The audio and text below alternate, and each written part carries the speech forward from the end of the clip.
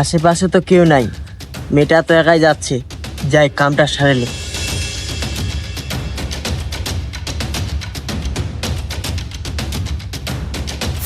আমি যাবো খেয়াল।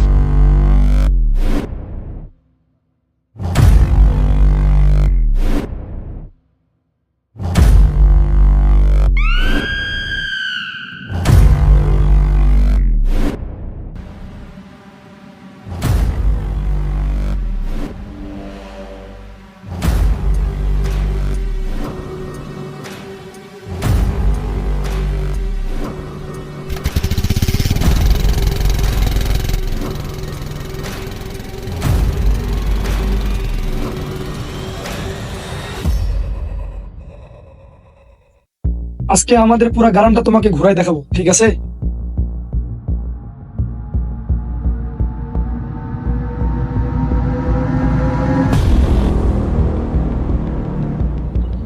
হ্যাঁ, ওখানে ওটা কি পরে আছে? চলো তো দেখি। ভাই, এই তো মারা গেছে। দেখি আশেপাশে কেউ আছে নাকি। ভাই, এদিকে আসেন তো একটু। কি হয়েছে ভাই? একটু তাড়াতাড়ি আসেন ভাই। এখানে একটা মেয়ে পড়ে আছে। তাই তো ভাই, মেয়েটাকে মনে হয় কেউ ধর্ষণ করেছে। এই পাশে যাইতে কাউকে দেখছেন? আমি তো ওই পাশে আসতেছিলাম, চেয়ারম্যানের ছেলেকে যাইতে দেখলাম। তুমি এখানে দেখো আশেপাশে কেউ আছে নাকি খুঁজে দেখো। আমরা চেয়ারম্যানের ছেলের কাছে যাই। চলো, চলো চলো, তাড়াতাড়ি চলো, তাড়াতাড়ি চলুন ভাই।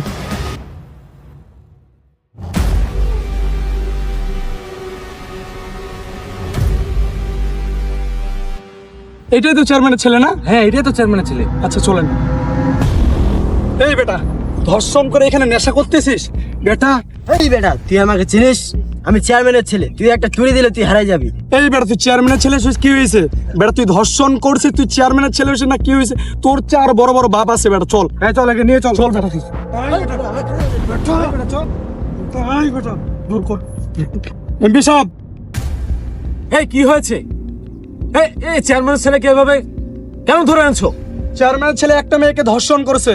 এর বিচার যদি আপনি না করেন তাহলে। থামো তোমরা। কেন আইনকে নিজের হাতে তুলে নিবে? আমাদের তো ইসলামিক শরীয়ত আছেই, আমরা শরীয়ত অনুযায়ী আমাদের আইনকে প্রয়োগ করব। এমপি সাহেব, সবই বুঝলাম, এর বিচার এক্ষুনি এই মুহূর্তে করতে হবে। আরে বাবা, বেশি উত্তেজিত হয়েও না, এক্ষুনি শরীয়ত মোতাবেক করে বিচার করতেছি আমি। ওরা এখানে বসাও। এই বেটা এখানে বস।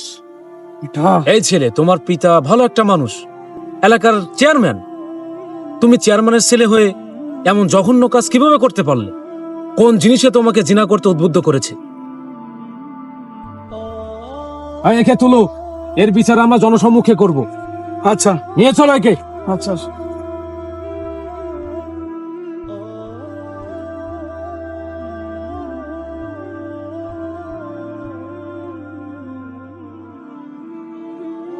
এই বালক, তুমি কি বিবাহ করেছো? জি না। হে ভাই সকল, তোমাদেরকে অবগতির জন্য জানানো যাচ্ছে, অবিবাহিত জিনাকারী নারী পুরুষের জন্য ৮০টা বেতের আঘাত এবং বিবাহিত জিনাকারী নারী পুরুষের জন্য পাথর নিক্ষেপ করে হত্যা করা। সে তো অবিবাহিত, এজন্য তার শাস্তি হলো ৮০টা বেতের আঘাত, যা স্বয়ং আমি নিজ হাতে তাকে দিব। সুলতান, আমার লাঠিটা নিয়ে আসো। আচ্ছা ঠিক আছে।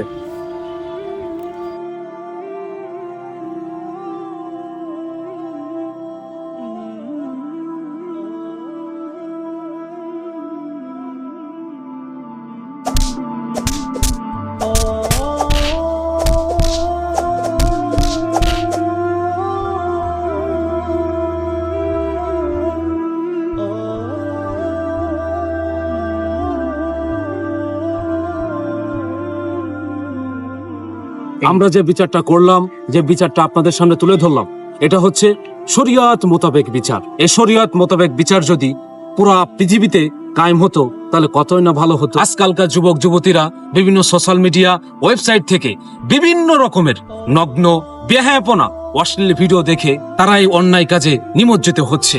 এজন্য আমরা যদি সকলেই একটা প্রিপারেশন নিই, উদ্যোগ নিই যে এই সোশ্যাল মিডিয়াগুলো, এই ওয়েবসাইটগুলো বন্ধ করতে, তাহলে কতই না ভালো হতো। তাহলে হাজারো মায়ের সন্তানরা এই নাজায়েজ জুলুম, নির্যাতন, ধর্ষণের কাছ থেকে তারা নিষ্কৃতি পেত, তাহলে রক্ষা পেত হাজারো মা বোনেরা। আল্লাহ তাআলা সবাইকে সহিহ বুঝদান করুন।